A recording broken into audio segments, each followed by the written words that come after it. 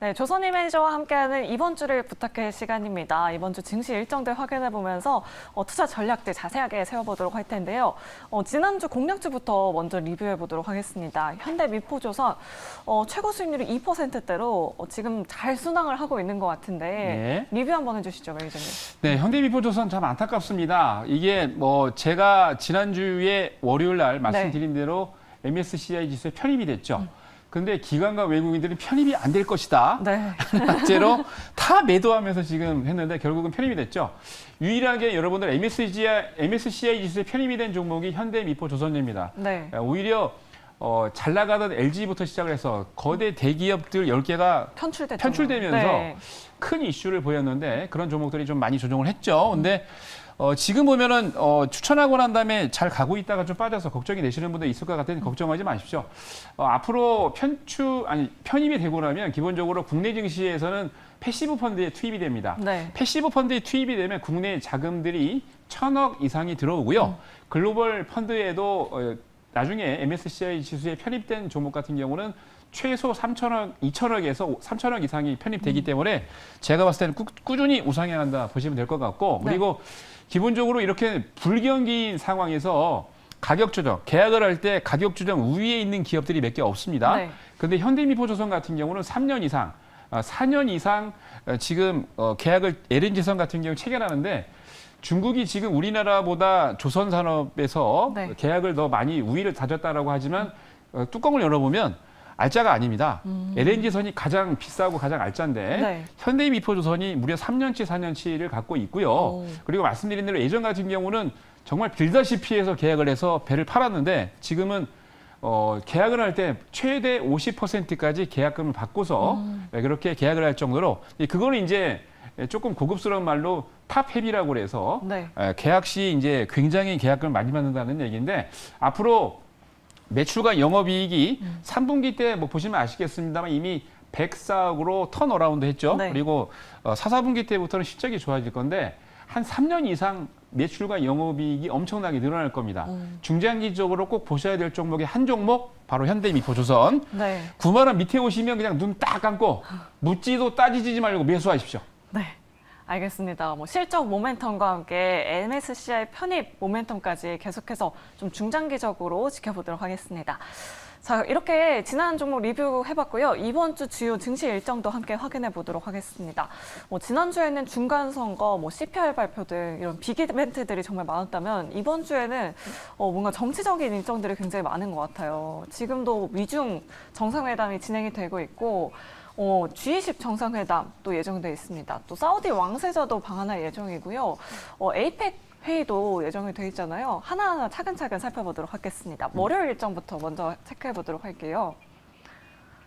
현대모비스 소식입니다. 어떤 이슈일까요, 매니저님? 예, 생산정보 통합 계열사를 출범하는데 이제 모트라스, 유니투스라고 해서 공식 출범합니다. 그러니까 쉽게 얘기해서 현대모비스가 투 트랙으로 모트라스하고 유니투스가 이제 새로운 트랙으로 이제 같이 나와서 앞으로 프로그램 실행을 할 건데 기본적으로 현대모비스 같은 경우는 사업 중장 강의를 위해서 두 개의 사업부를 나눕니다. 그래서 기본적으로 모듈 생산 통합업체인 삼양 모트라스 그리고 셰시 부품, 전동화 부품을 만드는 유니투스 두 개로 나오는데 앞으로 제가 보기에 현대모비스가 이 투트랙을 나눌 때 굉장히 매출과 영업이익이 더 늘어날 것 같습니다. 관심 있게 지켜보십시오. 네, 계속해서 다음 일정도 함께 확인해 보도록 하겠습니다. 오늘 이제 오펙 월간 보고서가 나옵니다. 오펙 플러스 대규모 감산 발표가 예정이 돼 있다고 하는데 지금 유가 같은 경우에는 87달러 선에서 움직임 보여주고 있거든요. 감산을 혹시 발표를 한다면 또 유가가 한번 뛸 수 있을까요? 감산은 이미 이제 10월 5일 날 이제 한 달 전에 발표를 했고요. 그것 때문에 이제 미국하고 사우디가 더 안 좋아졌죠. 근데 그때 발표를 하면서 11월과 특히 이제 11월부터 시작을 해서 내년까지 거의 대부분이 이제 일본 같은 경우에는 지금 감산 얘기를 하고 있는데 오펙에서 또 플러스로 그래서 기본적으로 생산 목표치를 한 200만 배럴 하루 감산하기로 했는데 전문가 예상으로는 지금 80달러 선에서 왔다 갔다 하고 있는 유가의 가격이 한 100달러 선까지 상승할 수 있을 것이라고 내다보고 있습니다. 거기다가 이제 미국 같은 경우에도 지금 중간 유분이 재고가 감소를 하고 있고 러시아, 유럽을 잇는 석유관도 얼마 전에 또 누수가 돼서 유종 상승으로 인해서 거의 대부분의 기름들이 상승을 했는데 전반적으로 봤을 때는 유가 같은 경우는 상승 기류를 타고 100달러 선에 안착을 할 것 같습니다. 그래서 네. 그렇게 보시면 될 것 같고 아마 감산 얘기는 이미 한 달 전에 했고 거기에 대한 부수 이슈가 아마 이번에 발표가 될 것 같습니다. 네, WTI 가격이 100달러까지 오를 수 있다라고 이렇게 전망까지 보여주셨습니다. 계속해서 화요일 일정도 체크해 보도록 하겠습니다. 네, 마이크로소프트 최고 경영자가 방한할 예정인데요. 이재용 삼성전자 회장과 만날 수도 있다라는 분석들 나오고 있으니까 꼼꼼하게 체크해 보시면 좋을 것 같고요.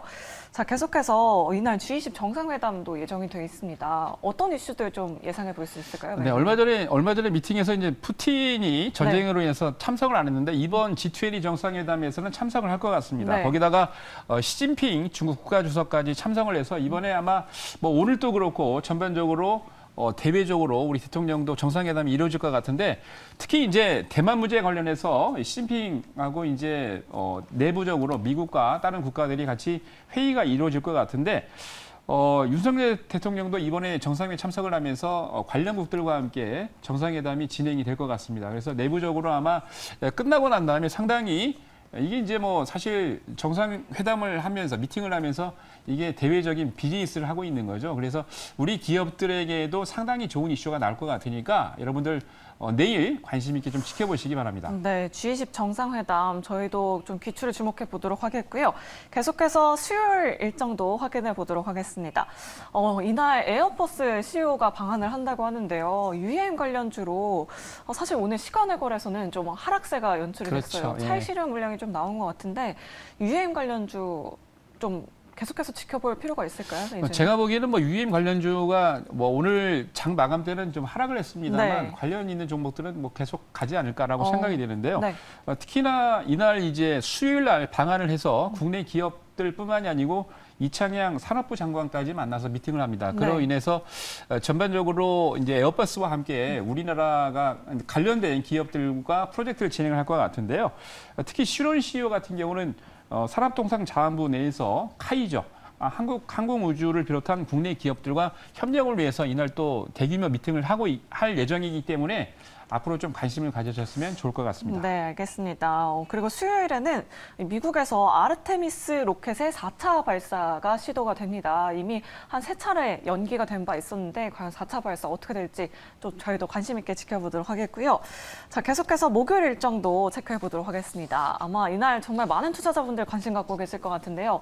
빈살만 왕세자가 방한을 합니다. 투자 전략 어떻게 세워보면 좋을까요, 매니저님? 네, 빈살만 왕세자가 이제 깜짝 놀랐던 게 네. 원래 롯데의 그 스위트룸이 가장 비싼 게 2,200만 원인데 경호를 위해서 400개를 다 그죠? 그러니까요. 네, 싹쓸이를 했다고 그러죠. 야, 역시 통 큽니다. 사우디 왕세자가 방한할 때 분명 네옴시티 관련해서 프로젝트가 진행이 될 건데요. 네. 전체적으로 봤을 때 관련 기업들뿐만이 아니고 앞으로 새로운 또 이슈가 또 많이 나올 것 같습니다. 그래서 빈살만 왕세자는 여기다가 이제 대통령까지 접견을 해서 아마 관련된 이슈와 함께 내용을 미팅을 할 예정인데 사우디에서 진행되고 있는 최대 건설 프로젝트 네옴시티 프로젝트 관련해서 우리나라 대기업들뿐만이 아니고 관련이 있는 중견 기업들까지 이슈가 돼서 아마 나올 것 같은데 이로 인해서 반사 이익을 좀 많이 받을 것 같습니다. 관련된 또는 기업들과 함께 이 미팅에 대해서 관심 있게 여러분 지켜보시기 바랍니다. 네. 과연 도대체 어떤 또 네옴시티 관련주가 뜰지 저희도 관심 있게 지켜보도록 하겠고요. 마지막으로 금요일 일정까지 확인해 보도록 하겠습니다. 현대모비스 재공시 기한이라고 적혀 있는데요. 어떤 내용들일까요, 매니저님? 네, 아까 말씀드렸던 이제 월요일 날하고 비슷합니다. 네. 사업 분할에서 자회사 신설 관련 프로젝트 관련된 공시를 한 달 전에 했었는데 네.